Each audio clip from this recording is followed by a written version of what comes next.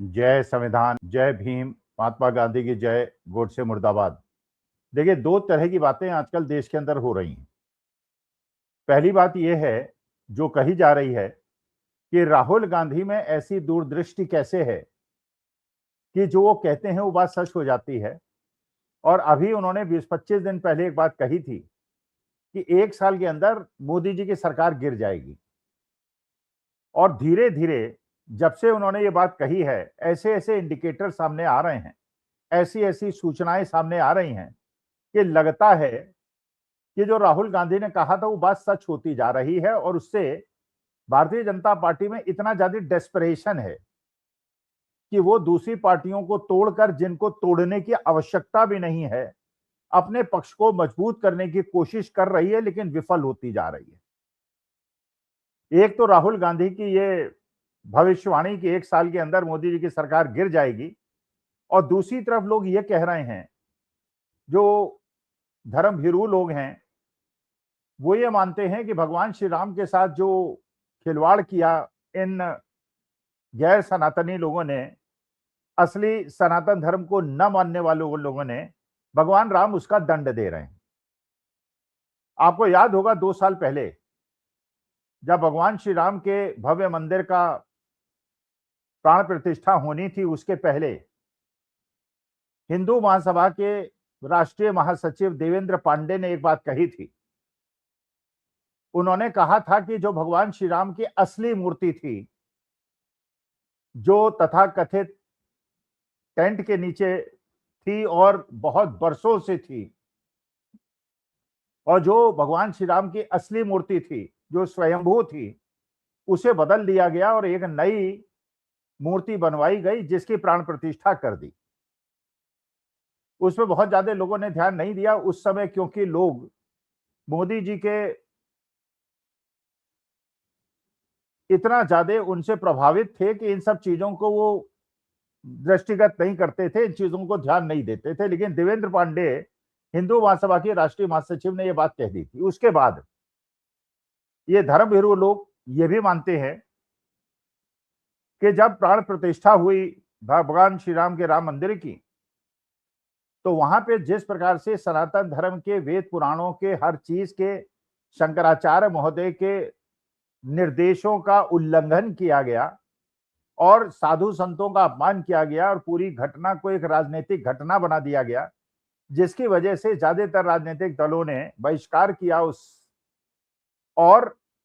वहां पे जो वेद शास्त्र द्वारा निर्धारित नियम है, उनका भी अनुपालन नहीं हुआ। मंदिर अपूर्ण था, जहां पे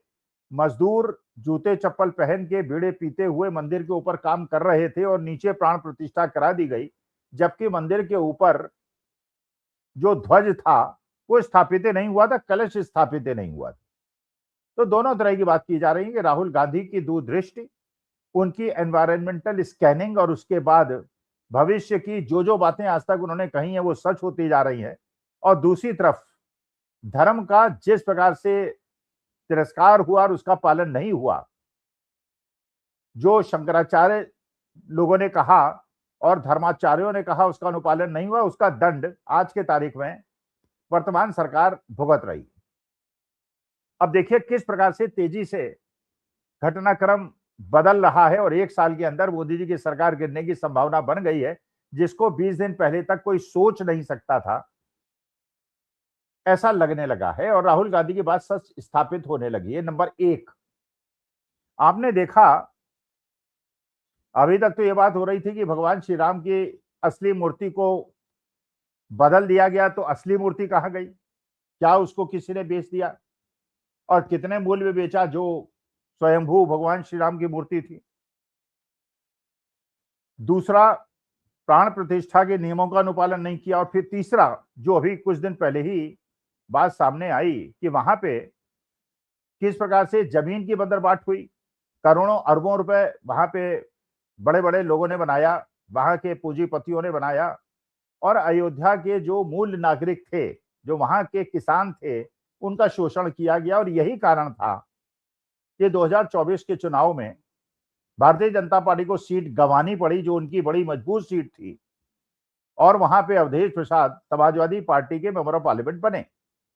कारण ये था, जो अयोध्या वासियों का आरोप था, पहला, किसानों से जो जमीन 4-4.5 लाख रुपए बिस्सा के दाम से किसानों से ली गई, वही जमीन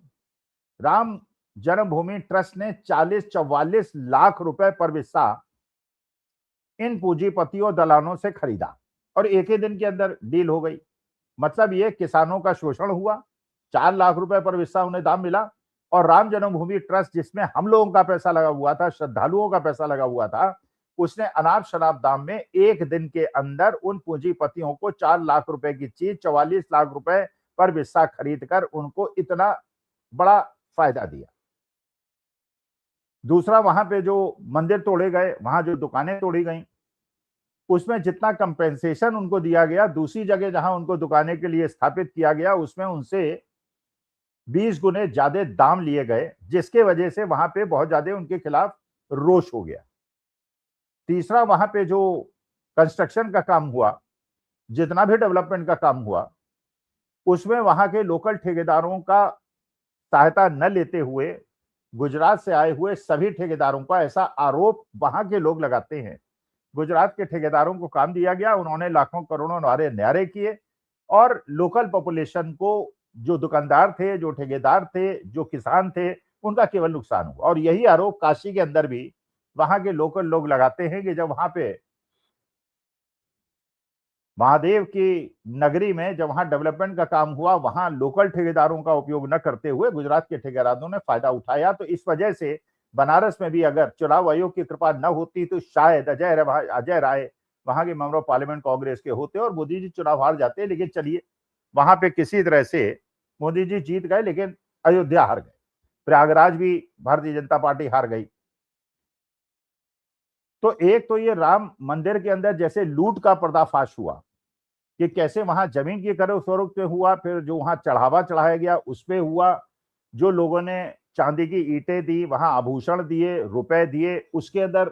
आज से नहीं 4-5 साल से लगातार ये चोरी चलती रही और उसमें सब लोग आंख मूंदे रहे। जिनकी जो रिस्पॉन्सिबिलिटी थी वो काम उन्होंने नहीं किया और ड्राइवर जो है वो नोट गिनने में लग गए। और वहां पे जो भी स्थापित हुआ चंपत राय के माध्यम से, उसने अपने नाते रिश्तेदार, अपने भतीजे भांजे, अपने दामाद, दामाद के भाई, इन सबको वहां पे लगाकर खूब लूट की। और इस सारे के सारे लोग आरएसएस के लोग थे,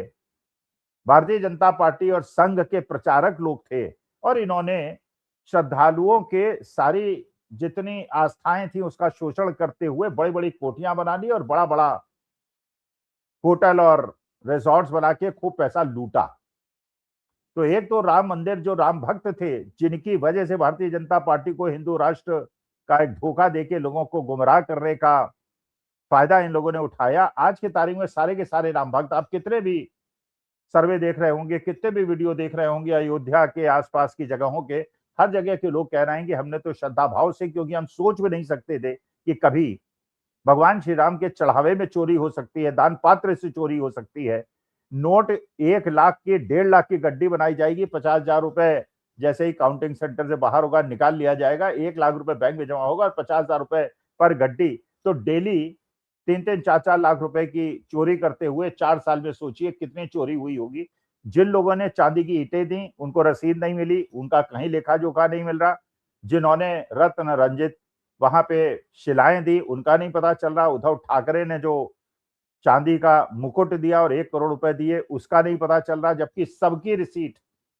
नहीं मिली और सब लोगों ने चंपत राय को फोटो के सामने, वीडियो के सामने ये भेंट दी थी, जो भगवान श्री राम के मंदिर में चढ़ाई जानी थी और जिसका अभी कोई अता पता नहीं। लेकिन चंपत राय को अभी तक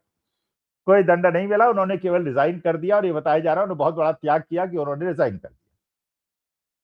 दूसरे जो अनिल मिश्रा है, जिनके खिलाफ वहां के एक ठेकेदार ने आरोप लगाया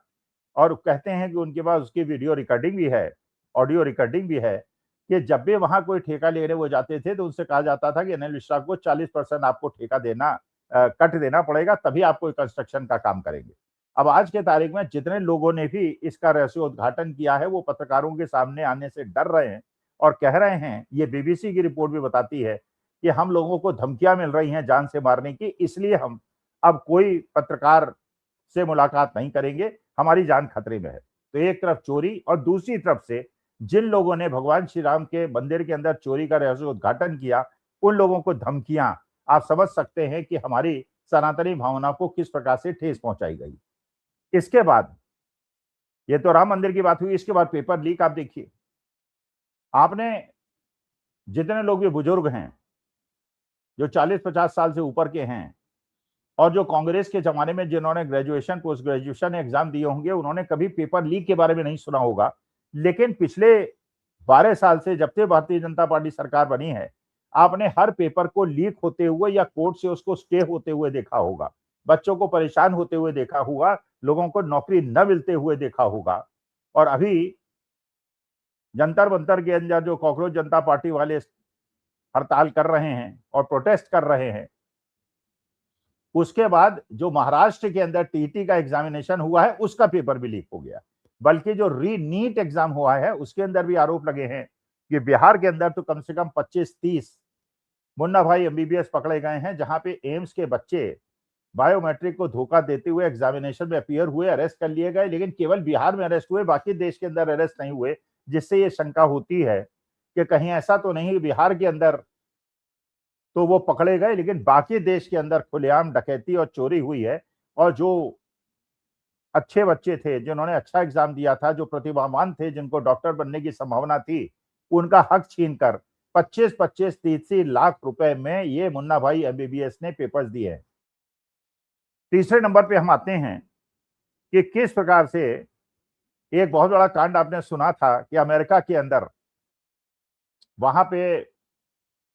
जैसे हमारे यहाँ सेबी है, वहां एसईसी है, जो शेयर मार्केट पे और शेयर मार्केट मैनिपुलेशन पे ध्यान रखती है। और वहां का एफबीआई है, जैसे हमारे यहाँ सीबीआई है। उन्होंने हमारे देश के राष्ट्रीय से गौतम अडानी साहब पे केस किया था कि उन्होंने कुछ भारत के अंदर कुछ कंपनियों को घूस देकर अमेरिकन निवेशकों को नुकसान पहुंचाने का प्रयास किया था। उसके बारे में करीब 1 साल तक अमेरिकन कोर्ट्स ने समन इशू किया था, वारंट इशू किया था, लेकिन वो सर्व नहीं हो रहा था। जब ये वारंट और सरबन ईमेल से भेजा गया, तो उसके बाद वकील वहां अपीयर हुए गौतम अडानी साहब के, और उसके बाद ये सुना गया कि अमेरिकन कोर्ट्स ने तो निर्णय नहीं लिया, लेकिन वहां पे एक सेटलमेंट हुआ गौतम अडानी साहब का अमेरिका के सरकार से कि गौतम अडानी वहां पे जाके इन्वेस्टमेंट करेंगे, बड़ा इन्वेस्टमेंट करेंगे और वहां करीब 15,000 अमेरिकन को नौकरी देंगे। लेकिन अब यह खबर मिल रही है कि वहां पे जो कोर्ट है, उसने इस बात को अस्वीकार कर दिया है। उन्होंने कहा नहीं, इन पे कोर्ट पे केस चलाया जाना चाहिए, और जो भी आपने सेटलमेंट किया उससे कोई मतलब नहीं। तो हमें गवर्नमेंट ये बताए कि इन पे केस क्यों नहीं चलाना चाहिए। इसका माने जो अभी तक हम लोग सोच रहे थे कि पैसा देकर, कंपेंसेशन देकर और अमेरिका में इन्वेस्टमेंट करके गौतम अडानी साहब की जान बच गई है, वो सूत्र बता रहे हैं और सोशल मीडिया खबरें बता रही हैं कि वो चीजें अभी संभव होती दिखाई नहीं पड़ रही। इसके बाद आप ये देखिए, एक भागीरथ चौधरी साहब हैं, जो मिनिस्टर हैं मोदी सरकार में, स्टेट मिनिस्टर और हॉर्टिकल्चर और एग्रीकल्चर हैं, और जिस विभाग के वो मंत्री हैं, जिसके अंदर जिस कमेटी के वो डिप्टी चेयरमैन हैं, उसी कमेटी द्वारा दी गई सब्सिडी और ग्रांट का करीब 1 करोड़ रुपए उन्होंने अपने ही फार्म हाउस पे ले लिया, जिसमें वो खीरा उगाते हैं। और जब उनको बताया गया इसमें कॉन्फ्लिक्ट ऑफ इंटरेस्ट है, तो जब आप मंत्री हैं और उस विभाग के आप मंत्री हैं जिसने ये सब्सिडी और ग्रांट देती है, और अपने ही खेत पे आपने ले लिया, तो उनका स्पष्टीकरण दिया गया कि मैं किसान भी हूं और इसलिए मैंने ले लिया, तो इसमें क्या गलत है। जबकि वास्तविकता यह है कि वहां पे राजस्थान के अंदर, पूरे देश के अंदर बहुत सारे ऐसे गरीब किसान होंगे जिन्हें सब्सिडी और ग्रांट की आवश्यकता होगी, लेकिन क्योंकि मंत्री जी का विभाग था, उन्होंने अपने ही खेत के लिए 1 करोड़ रुपए ले लिए। इसके बाद आप ये देखिए कि नीतीश कुमार ने भी अपनी सक्रियता बढ़ा ली है बिहार के अंदर।